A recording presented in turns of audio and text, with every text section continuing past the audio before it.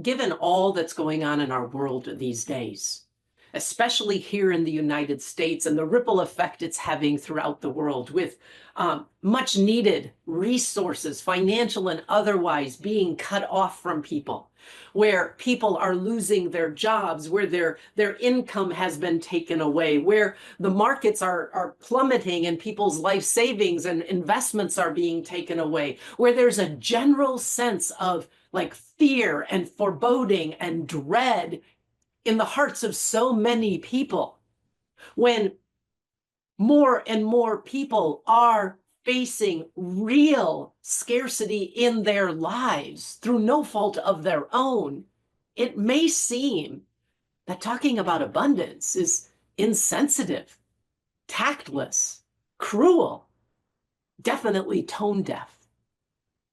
But actually, my friends, it's all of this stuff that's going on, all of this scarcity that we're experiencing and the scarcity that's causing that scarcity, all of this that's going on is why we need to talk about abundance.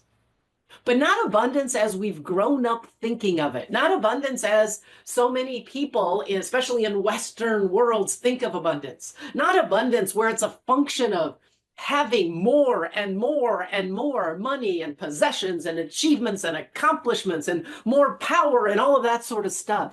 That's not the abundance I'm talking about.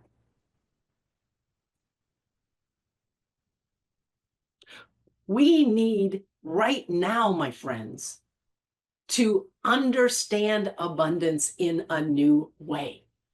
We need to redefine what we mean by abundance so that then we can take different actions so as to experience abundance individually, yes, but also collectively. Because one true thing about real abundance, the abundance that is the foundation of this universe, is the built-in design or blueprint of this universe, is it is not an individual accomplishment. It is not an individual achievement. There is no such thing as a self-made abundant person. Nothing in nature works that way. We're starting to plant our little seedlings for our garden. And you know what? For our garden to produce fruit, we need bees and we need sunshine and we need rain and we need fertile soil and we need so many things. A zucchini plant cannot produce a zucchini all by itself. A zucchini plant blossoms and produces fruit in partnership and collaboration and connection with so many other things like bees and rain and sunshine and soil and all of that. And that zucchini plant has within it seeds for future zucchini plants. See, abundance is not an individual experience. It's what we experience when we are participating in and trusting in something bigger than our individual efforts, our individual perceptions, our individual lives. When we're collaborating with others, when we recognize that for me to thrive, you too must thrive. When we let go of the idea that abundance is a function of external results and we recognize that it's an internal experience first, that just like abundance is the design, the foundation of our universe, so it is of us.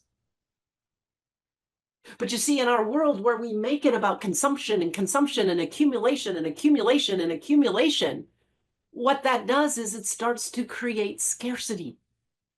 So I want to use a little garden story analogy to invite you into a new image of abundance, a new image for your life, a new vision of what's possible in your life and in our world that I hope you'll want to be part of. And it begins with the story of a caterpillar. See, when a caterpillar emerges in the spring, it's an eating machine. It just starts eating and eating and eating all the leaves, all the green things all around it. Eat, eat, eat, eat, eat. Consume, consume, consume, consume, consume, consume. It would literally eat a whole bush, a whole tree, all the leaves. That's what a caterpillar does. That period of consumption and eating and eating and eating isn't bad or wrong. It's the nature of a caterpillar. But a caterpillar isn't meant to be a caterpillar all its life. If a caterpillar stays stuck at the caterpillar stage, it's always going to consume, consume, consume, consume, and it's going to destroy more and more and more vegetation, which ironically then is eventually going to destroy it because it won't have what it needs to live. But a caterpillar isn't meant to be a caterpillar. Abundance for a caterpillar is not about becoming the fattest, biggest, fluffiest caterpillar. Because a caterpillar is meant to become something more. A caterpillar is meant to go through a period of metamorphosis when it goes into that chrysalis and it stops being a caterpillar. And it's not yet what it's meant to be. But in that chrysalis, there's something within the caterpillar that knows it's meant to be a butterfly. And when that butterfly emerges from that chrysalis, it's not a consumer, it's not an eating machine. It's something completely different. A butterfly is a pollinator. A caterpillar consumes, consumes, consumes, consumes, and destroys the world around it. A butterfly emerges and is a pollinator and gives life to the world around it. Not by going without its needs being met, but by being a butterfly, it floats from my zucchini plants to flowers and eats the nectar, but also takes the pollen and gives life to the world around it. My friends, we are meant to be pollinators. We are meant to be agents of life-giving resources, conduits of life-giving resources for the world around us, not just so that we thrive, but so the world thrives, and in the world thriving, that supports us to thrive.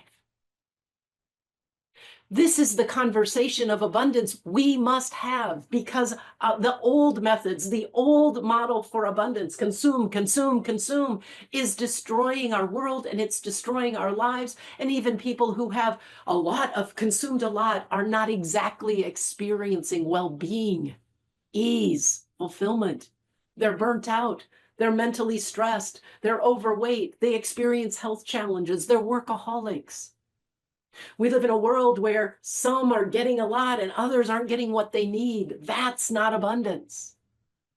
We're living in a time where we're being invited to imagine being something else other than a caterpillar, where we're being asked to release this identity of abundance, this idea of abundance as accumulation and consumptive, and to embrace a different image for ourselves, for our lives, for our world, where abundance is always circulating, where it's always being shared, where it's always about pollinating and letting resources flow to us and through us so all of us thrive.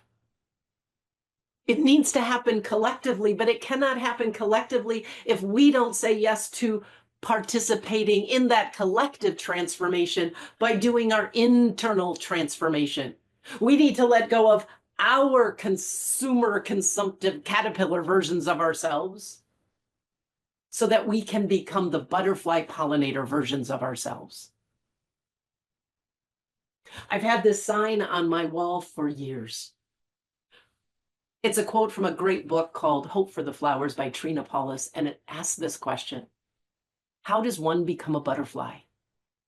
And the answer is, you must want to fly so much that you're willing to give up being a caterpillar.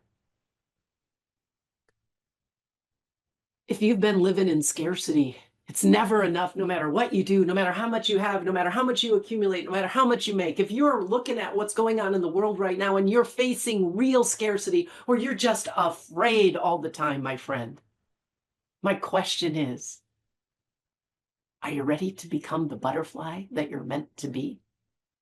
Are you ready to fly, to pollinate abundance in the world around you? Are you ready to have a new relationship with yourself, with money, with other life-giving resources, with the world, so that you experience abundance and so does everyone else? If so, I'd love to have a conversation with you. I'd love to talk about how I can support you to begin that transformation, that complete metamorphosis from the caterpillar version of yourself to the butterfly you were born to be. There's a link to connect with me in the notes below. I'll look forward to seeing your name on my calendar.